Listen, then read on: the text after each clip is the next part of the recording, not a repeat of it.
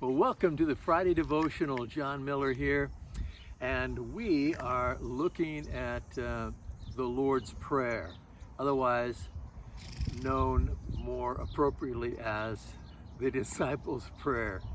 I have Chevy, my next door horse, who is making himself known here today.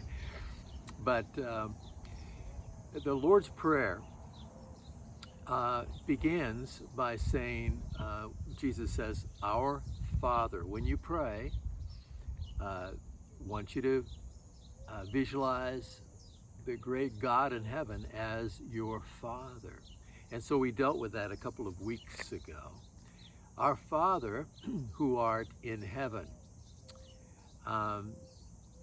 Jesus, I believe, is wanting us to understand that our Father is above and beyond us, in a place that is outside time and space, a place outside our understanding of the universe, where God would call home, heaven where he dwells. So he is vast, he's great, he's beyond creation, to a place of eternal existence. Our Father who art in heaven, hallowed be thy name. Hallowed be your name. And so this is an interesting contrast to me as Jesus teaches us how to approach Almighty God in prayer.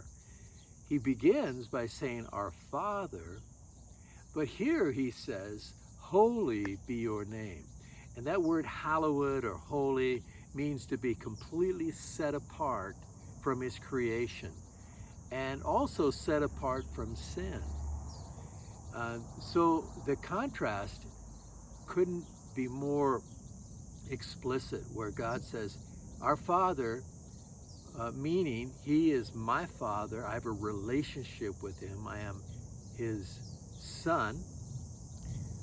And yet he says, you're also, God, holy, completely other than.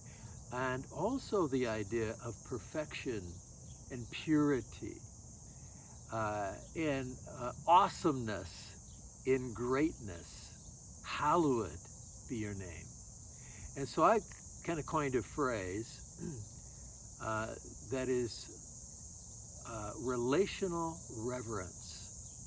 In other words, we are to have this balance of relationship with God, this understanding of God, that on the one hand, we have been brought into his family, and we have this close, intimate relationship with Almighty God, and yet we are to keep that understanding that he is holy, he is righteous, he is pure.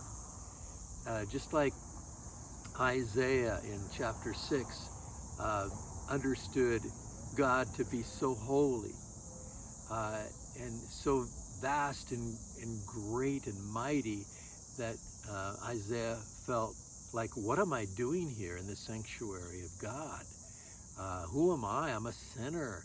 I don't deserve to be in here. How am I still alive in the presence of God?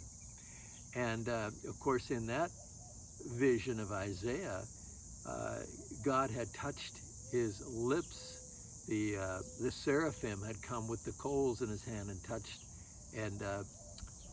the lips of Isaiah, cleansing him of his sin, making him acceptable in the very presence of God. A beautiful story there in Isaiah 6. But I think that statement is something we need to hold and keep in our mind, that though he's approachable, he never diminishes in his holiness.